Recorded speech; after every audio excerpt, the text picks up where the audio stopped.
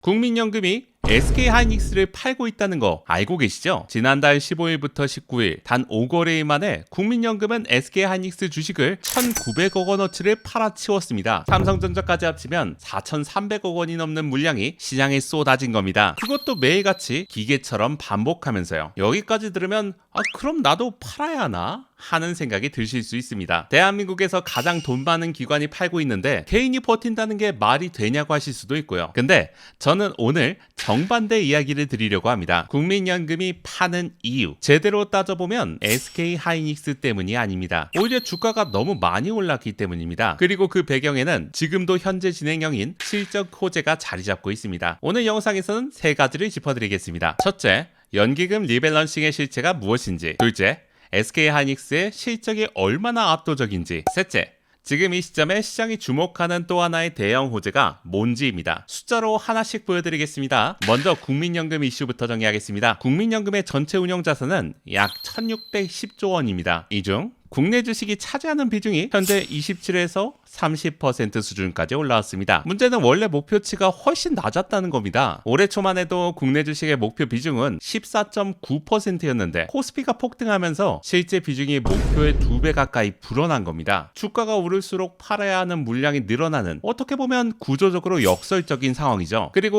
5월 28일 국민연금 기금운용위원회가 결단을 내렸습니다. 목표 비중을 14.9%에서 20.8%로 무려 5.9%포인트나 대폭 상향했습니다. 이게 왜 중요한 결정이냐면 시장이 가장 두려워하던 강제 매도 압력이 제도적으로 완화된 것이기 때문입니다. 원칙대로라면 170조 원에 달하는 매도 폭탄이 터질 수 있었는데 목표 비중 자체를 현실에 맞게 끌어올려 그 도화선을 제거한 겁니다. 물론 여전히 실제 비중이 새 목표치보다 높기 때문에 리밸런싱이 완전히 끝난 건 아닙니다. 7월 이후에도 단계적인 매도는 이어질 수 있습니다. 하지만 핵심은 이겁니다. 국민연금이 SK하이닉스를 파는 건 이 회사가 별로라서가 아니라 너무 잘 올라서 비중 조정이 불가피하기 때문이라는 것입니다. 그리고 그 비중이 폭등한 이유를 지금부터 말씀해 드리겠습니다. 잠깐 시간을 2022년으로 되돌려 보겠습니다. 그 당시 SK하이닉스는 메모리 반도체 업황 불황에 직격탄을 맞은 회사였습니다. PC와 스마트폰 수요가 급감하면서 D램과 낸드 가격이 바닥을 쳤고 재고는 쌓여만 갔습니다. 증권가 보고서마다 언제 바닥이냐는 질문이 반복됐습니다. 그런데 2023년 세상이 바뀝니다. 챗GPT가 전 세계에 AI 열풍을 불러왔고 빅테크들은 앞다퉈 데이터 센터에 수조 원을 쏟아붓기 시작했습니다. 그리고 그 중심에서 가장 필요한 부품이 뭔지가 드러나기 시작했습니다. 바로 HBM, 고대역폭 메모리였습니다. HBM은 쉽게 말하면 AI 두뇌 옆에부터 초고속으로 데이터를 주고받는 메모리입니다. 엔비디아의 AI 칩 한 개에 여러 개가 들어가는데 그 공급처를 가장 먼저 선점한 회사가 바로 SK하이닉스였습니다. 남들보다 빠르게 HBM 3위 양산 체제를 구축했고 젠슨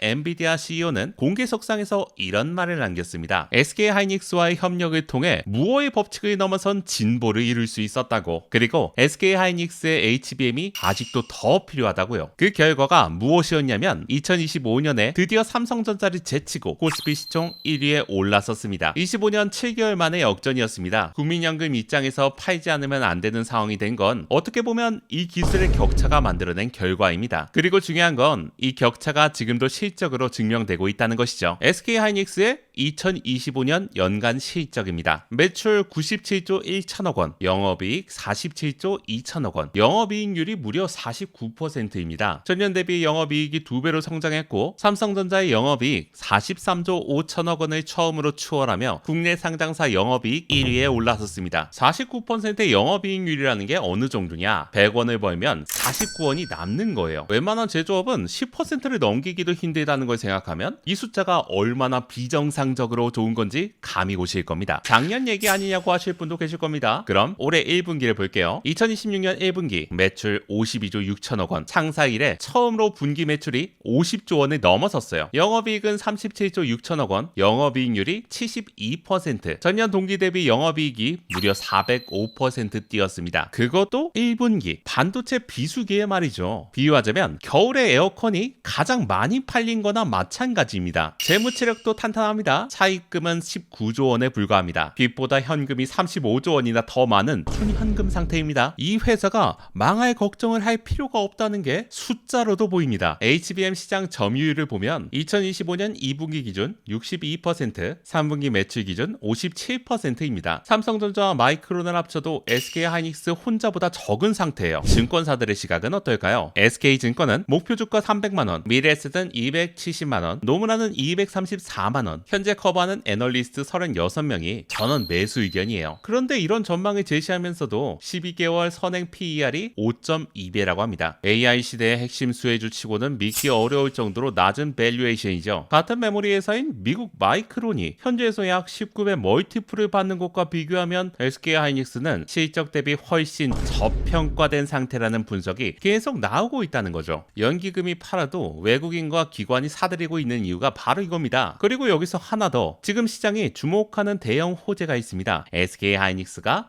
올해 7월 미국 나스닥에 ADR 상장을 추진하고 있어요. ADR은 외국 기업이 미국 증시에서 달러로 거래될 수 있도록 발행하는 증서인데, SK하이닉스는 3월에 이미 미국 증권거래위원회 상장 신청서를 비공개로 제출했고, 시티증권, JP모건, 골드만삭스, 뱅크 오브 아메리카를 주관사로 선정했습니다. SEC 최종 승인이 난다면 이르면 7월 중에 나스닥에 입성할 수 있다는 전망이 나오고 있습니다. 이게 왜 호재냐면, 글로벌 자본이 SK하이닉스를 마이크론과 나란히 놓고 직접 비교하기 시작하면서 지금 코리아 디스카운트로 억눌려 있는 밸류에이션이 재평가될 수 있기 때문이에요. 조달 자금 최대 40조 원은 HBM 생산 능력 확대와 용인 반도체 클러스터 투자에 쓸 예정입니다. 성장 재원을 글로벌 투자자로부터 직접 확보하는 겁니다. 물론 짚어둬야 할 리스크가 있어요. 첫째, 삼성전자의 반격. 삼성은 AMD와 MOU를 체결하며 HBM4 시장 진입을 공식화했습니다. 2026년 삼성의 HBM 점유율은 30% 수준으로 회복할 것이라는 전망도 나오고 있습니다. SK하이닉스 독주 구도가 차세대 제품에서는 다소 좁혀질 수 있다는 점은 사실이에요. 둘째, 국민연금 리밸런싱의 단기 수급 부담이에요. 목표 비중 상향으로 완화됐다고는 해도 7월 이후에